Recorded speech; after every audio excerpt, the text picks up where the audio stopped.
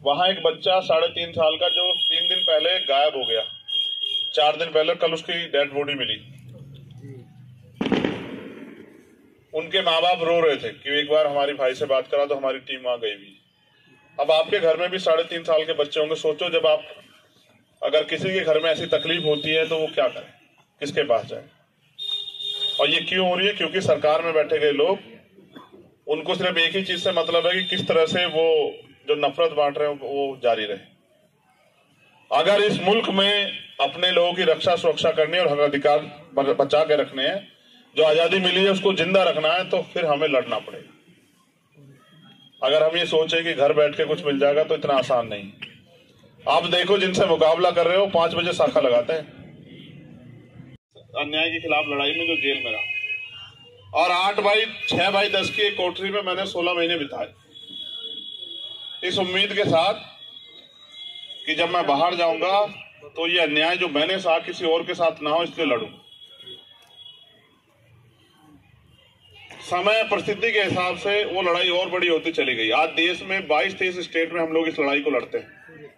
और मुझे आपको बताना नहीं चाहिए, आप जो लोग जागरूक हैं, ध्यान रखते हैं, उन्हें सबको इस बात का पता होगा कि मुल्क में कोई ऐसी लड़ाई नहीं अन्याय के खिलाफ जिसमें हम लोग शामिल नहीं होते। चाहे वो किसान आंदोलन हो, चाहे वो CAA NPR NRC का मामला हो, उसमें भी सबसे ज्यादा लड़ाई हमने लड़ी, जेल भी काटी, लाठियां भी खाई। उसके अलावा चाहे वो रोस्टर का मामला हो, चाहे वो 69 शिक्षक भर्ती में जो अन्याय हुआ हो, चाहे वो दरोगा भर्ती में अन्याय हुआ, इस सरकार में तो जो भी अन्याय हुआ उत्तर प्रदेश के अंदर, चाहे वो मौलाना कलीम साहब के साथ जो हुआ, हुलत वाले जो हैं मुजफ्फरनगर में, चाहे मौलाना साद साहब के साथ जो हुआ, मरकज के साथ जो हुआ, आप भले ही भूल जाओ, क्योंकि मैंने लड़ी है, मैं कहां से भूल जाऊंगा। मैं इसलिए आपके बीच में हूं कि मैं इस लड़ाई को और मजबूती से लड़ना चाहता हूं। देखो, जिन लोगों ने अब तक आपको ठगा, उनके लिए मैं कुछ नहीं कह सकता, क्योंकि उनकी आदत है। हर आदमी की एक आदत होती है। एक आदमी अच्छा बनकर ठगता है, एक आदमी बुरा बनकर ठगता है। लेकिन जिसकी आदत ठगने की, उससे उम्मीद करना बेवकूफी। हमारे यहाँ तो कहते हैं कि अजमाए हुए को अजमाना नहीं चाहिए, जिसको अजमा चुके उसको नहीं अजमाना चाहिए, क्योंकि वो दोबारा धोखा देगा। मेरा एक प्रयास ये है कि इस देश के जो वो तबके जो अन्याय का सामना कर रहे हैं, चाहे वो किसान हो, मजदूर हो, चाहे वो दलित हो, चाहे पिछड़े हो, और चाहे वो मुसलमान हो, जैन हो, सिख हो, बौद्ध हो, ईसाई हो, पारसी हो, जो अपने ही मुल्क में, एक तरफ कल हमने गणतंत्र दिवस मनाया 26 जनवरी, जिस दिन इस देश में संविधान लागू और हमें आजादी मिली, अवसर मिले, अवसर की समानता आई कि मुल्क के हर पद पे हम लोग जा सकते हैं। हर ऐसा कोई काम नहीं देश के जिस किसी भी कोने में जाके हम जो लोग नहीं कर सकते। लेकिन आज इस देश में जो सत्ताधारी लोग हैं, उन्होंने ऐसा माहौल बना दिया है।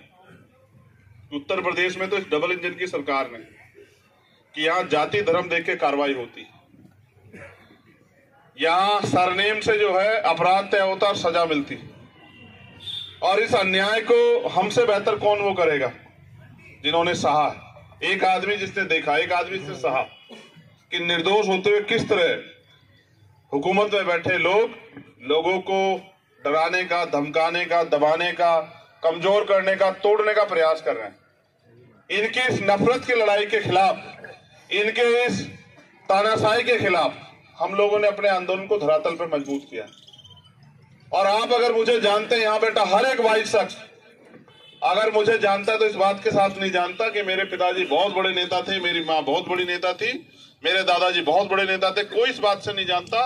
अगर हर कोई जानता है, वो इस बात से जानता है कि जहां कहीं लड़ाई में, अन्याय में किसी की जरूरत होती तो सबसे पहले चंद्रशेखर खड़ा होता है। बताओ अगर मैं गलत कह रहा हूं। अगर आप मुझे जानते हैं, इसके अलावा कोई एक बात हो तो बताओ मेरे बारे में। ना मैं बहुत पैसे वाला हूं, ना मेरे घर में कोई राजनीति करता था, ना ही मेरा बहुत बड़ा कोई कारोबार है। एक ही चीज मुझसे आती है कि मैंने कभी अन्याय के खिलाफ पीठ नहीं की। और जो भी लड़ाई, चाहे वो किसानों की हो, मजदूरों की हो, मां बहनों पर अत्याचार की हो, या मजहब के खिलाफ हो, या फिर हक हकूक की, मैंने हर लड़ाई को लड़ा, लेकिन किन्हीं कारणों से आज उस लड़ाई को जो अंजाम देना है उस तक नहीं पहुंच पा रहे। और उस अंजाम को देने का रास्ता जो है कल के दिन तय हुआ था, जब भारत में 26 जनवरी 1950 को संविधान लागू हुआ और वोट का अधिकार हमें मिला। ये मुल्क हमारा है ना, मगर इस मुल्क में हमें कितने अधिकार मिले हैं अभी आप खुद से सवाल करो। जिन अधिकारों के साथ मुल्क को बनाने वालों ने, मुल्क को आजाद दिलाने वालों ने कुर्बानियां दी थी, शहादतें दी थी, कई तहरीकें हैं, इसमें रुमाल तहरीक भी उसमें से एक, उनके हिस्से में इस देश में आया क्या अभी? क्या किसान को उसकी फसल का उचित दाम मिल रहा है? क्या यहां धार्मिक रूप से आप अपने उपासनाओं को, अपनी प्रार्थनाओं को, अपने कार्यक्रमों को करने की आजादी मिल रही है इस देश में? क्या इस देश में सरकारें भाईचारा बढ़ा रही हैं? क्या इस देश में नौजवानों को रोजगार मिल रहा है? क्या इस देश में महंगाई, जिसके सपने लेके सरकार के लोग आए थे बड़े बड़े वादे करके, क्या वो खत्म हो गई है? एक चीज तो मिली कि पहले अगर किसी के साथ कोई अन्याय होता था, कोई तकलीफ में होता तो दूसरा उसका हाथ पकड़ता था। अब अगर अन्याय होता है या कोई सड़क पे आप देखना किसी के साथ कोई हादसा हो जाए तो ये कहते हुए डर लगता है कहीं ऐसा ना हो इसी में कोई इल्जाम लग जाए हमारे ऊपर। आज ऐसे हालात हो गए। और जब रिजल्ट आता है, देखो जितने झूठ फैला लो आप, जैसे मरकज का मामला था, इन्होंने पूरा झूठ फैलाया, पूरा कोरोना घेर दिया कि साहब मरकज से कोरोना वो हो गया, और जी भर के गालियां दी, जी भर के अपमान किया। और फिर जब कोर्ट का आदेश आया तो पता लगा मरकज का कोई रोल ही नहीं। अब इसका जवाब कौन देगा भाई? उसकी वजह से जो नुकसान हुआ उसका जवाब कौन देगा? देखो ताकतवर लोगों को फिर भी कुछ ना हो, समीर भाई बिल्कुल सच कह रहा हूं, लेकिन कहीं भी अन्याय होता है, ये नफरत फैलती है तो उसका सामना गरीब आदमी को करना पड़ता है जिसके पास कुछ नहीं, जो सड़क पर निकलता है इस काम से कि अपने बच्चों का पेट भरेगा, और वो शिकार हो जाता है इनकी नफरत का। लेकिन क्योंकि अगर उनकी बात को, अगर जो सवाल उनके दिल में उसका जवाब नहीं मिलेगा तो फिर क्या मजेदारी। मेरा काम करने का तरीका तो आपको अभी दिख जाएगा 1 साल में। इसके लिए आपको 10-20 साल इंतजार थोड़ा ही करने हैं। आपने तो ऐसे लोगों को भी बना दिया जिनकी शक्लें भी आपने नहीं देखी, उनको ढूंढते फिरते आप कहाँ मिलेंगे? बताओ बनाया नहीं बनाया नहीं बना बताओ। और उनसे काम कह दोगे तो वो कहेंगे क्यों क्यों, किस बात का काम?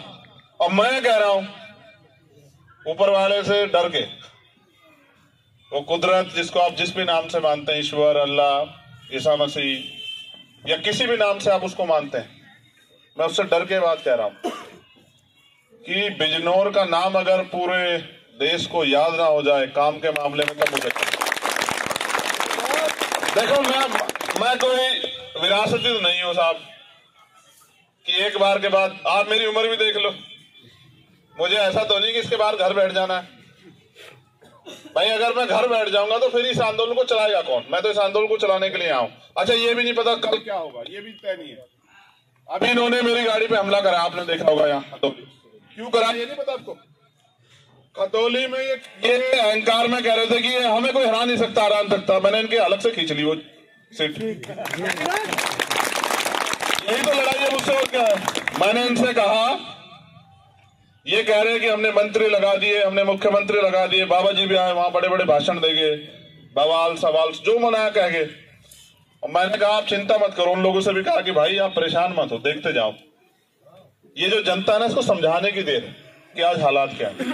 मैं आपसे पूछ रहा हूं, इस नफरत में कोई रोजगार कर लेगा क्या बाहर जाके? आप बताओ।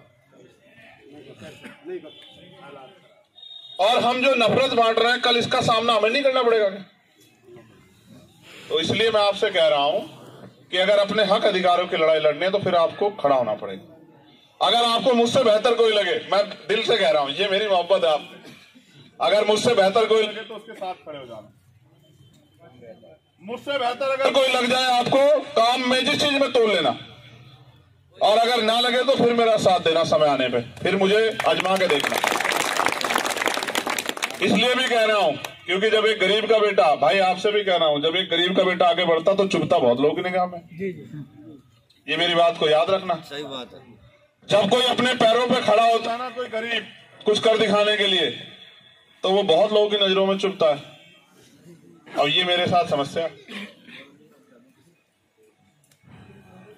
जो लोग ताकतवर हैं जमहूरियत की वजह से, सत्ता की वजह से, वो याद रखे, मीडिया के साथी भी आए कि समय बदलता रहता है। आज आपका है, कल हमारे लोगों का भी होगा। आप देखना, इसी प्रदेश में होगा। और एक ऐसा समय आएगा कि इंसान को मजहब की वजह से, धर्म की वजह से, पशु की वजह से सताया नहीं जाएगा उत्तर प्रदेश में। और सब लोगों को अपने कारोबार, तरक्की, आगे बढ़ने का अवसर मिलेगा। मेरा एक संदेश भी अगर आप कहो तो दे दूं, कारोबार तो कराओ, लेकिन इस देश के सिस्टम में भी आओ, नौकरियों में आओ। जब हम उस सिस्टम का हिस्सा हो जाते हैं ना, तब कुछ चीजें ऐसी हो जाती हैं कि कुछ अन्याय अगर हमारे खिलाफ हो रहा होता तो हम पे कुछ होता है, हमारी बात रखने वाला भी कोई होता है। हम इसको अगर नकारना चाहते हैं, इसे नकार के हम इस देश में अपने पैरों में नहीं खड़े हो सकते। तालीम स्वीकार करो।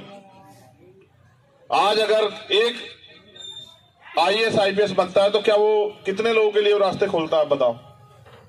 अभी एक बेटी गई है इसरो में, एक बेटी इसरो में गई है, और बहुत गरीब परिवार से, और वहां जाके वो जो भी इस काम को आगे बढ़ाएगी, उससे क्या समाज का सम्मान नहीं बढ़ेगा?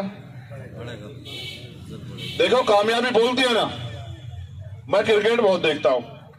अभी एक प्लेयर है मोहम्मद सिराज, वो उस दिन वाला मैच पूरा हार गए थे। तुम कितना भी देखो यहाँ नफरत फैला लो, अकेले सिराज के दम पे उस दिन वो मैच जीते। तो मैं ये पूछ रहा था कि सिराज का सम्मान कैसे करोगे? नफरत बांटने वाले बताओ, इस सिराज का सम्मान कैसे करोगे? हमारे मुल्क की पहचान है हमारी ये विविधता, अनेक धर्म, अनेक खान पीन, अनेक तरह का व्यवहार। इसको तोड़ने का प्रयास कर रहे हैं लोग, इनको हमें एकजुट होकर रोकना। तो बस मैं आपसे अपील करूंगा कि अभी तो मैं इस लड़ाई को लड़ रहा हूं, अभी तो और 6 महीने 8 महीने काम देखते रहो।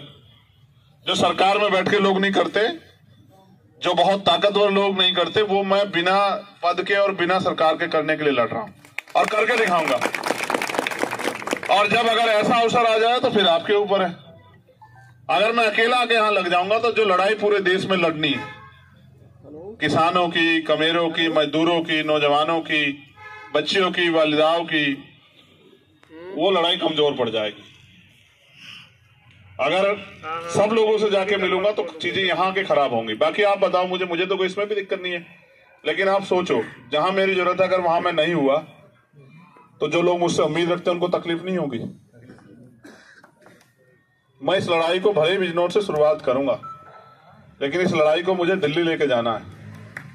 बिजनौर में नहीं रोकनी है। इसलिए नहीं रोकनी है क्योंकि ये लड़ाई दिल्ली जाके ही समाप्त हो सकती है। मेहनत बहुत करूंगा, ईमानदारी के अलावा कुछ आता नहीं है, कुछ कमाया नहीं है, ना कमाने की इच्छा। एक ही चीज आती है कि आप मेरे जाने के बाद भी मुझे याद रखो, आज यहाँ के बाद भी और जब इस दुनिया से जाऊंगा तब भी। इतना ही कमाना है बस। देखो, अगर इंसान हो के, मैंने वहां कहा पिछले उसमें, अगर इंसान हो के और इंसान के दर्द पे आपको तकलीफ नहीं है तो फिर आप इंसान नहीं। और आज के जो हालात हैं, जो लोग इंसान की तकलीफ पे हंस रहे हैं, उनसे ज्यादा उम्मीदें नहीं बची। अब तो अपनी ताकत बनाइए और अपनी ताकत से अपने आने वाले रास्ते खोलिए, इसके बारे में सोचिए। मैं महाराष्ट्र से लौटा, कुछ किताबें लाया हूं वहां से, एक बड़े अच्छे अधिकारी उन्होंने दी, और उन किताबों का अध्ययन ये कहता है कि जब भी थोड़ा सा रंग मेहनत से चढ़ता है, थोड़ा सा रंग, तभी कुछ ना कुछ माहौल ऐसा देश में करके उस रंग को उतार दिया जाता है। ये एक साजिश है, इसका हिस्सा नहीं बनना है। इसलिए बहुत बहुत शुक्रिया जिन लोगों साथियों ने प्रोग्राम कराया, जिन लोगों ने